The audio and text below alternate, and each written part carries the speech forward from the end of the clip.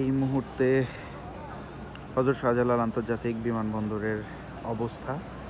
ইতোমধ্যেই বিএনপির ভারপ্রাপ্ত চেয়ারম্যান তারেক রহমান তিনি কিন্তু সিলেটে অবতরণ করেছেন। আর কিছুক্ষণের মধ্যেই ঢাকার এই হযরত শাহজালাল আন্তর্জাতিক বিমানবন্দরে অবতরণ করবেন তিনি।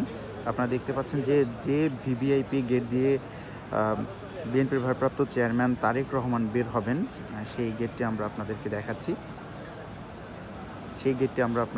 দেখাচ্ছি। খুব নিশ্ছিদ্র নিরাপত্তা ব্যবস্থা এখানে গ্রহণ করা হয়েছে। একদম নিরাপত্তার চাদরে চারদিকটা ঢেকে দেওয়া হয়েছে। আপনারা দেখছেন যে এখানে আইনশৃঙ্খলা রক্ষাকারী বাহিনীর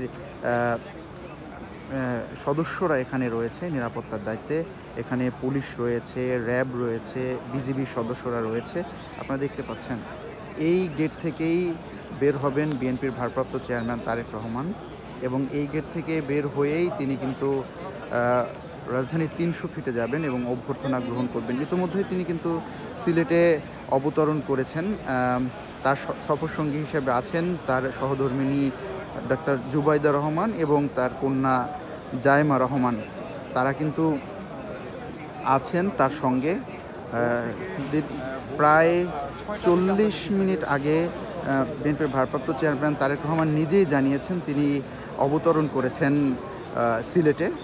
হয়তোবা আর কিছুক্ষণের মধ্যেই সকল অপেক্ষার সমাধান ঘটবে। আসবে সেই মাহেন্দ্রক্ষণ, বিএনপির ভারপ্রাপ্ত চেয়ারম্যান তারেক রহমান অবতরণ করবেন এবং এই গেট দিয়েই তিনি বের হবেন।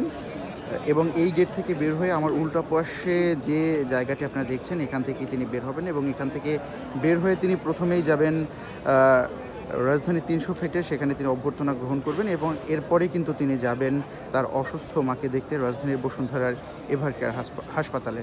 আমি যদি একটু চারপাশটা আপনাদেরকে ঘুরিয়ে দেখাই, আপনারা দেখছেন যে এখানে আইনশৃঙ্খলা রক্ষাকারী বাহিনী একদম নিশ্ছিদ্র নিরাপত্তা ব্যবস্থা গ্রহণ করেছে এবং একটা নিরাপত্তা বলয় কিন্তু তারা তৈরি করছেন। আপনারা দেখছেন যে গেট থেকে তারেক রহমান বের হবে সেই গেট আমি আপনাদেরকে দেখাচ্ছি। এই গেট থেকেই, এই যে হযরত শাহজালাল আন্তর্জাতিক বিমানবন্দরের ভিভিআইপি, এই গেট থেকেই তিনি বের হবেন।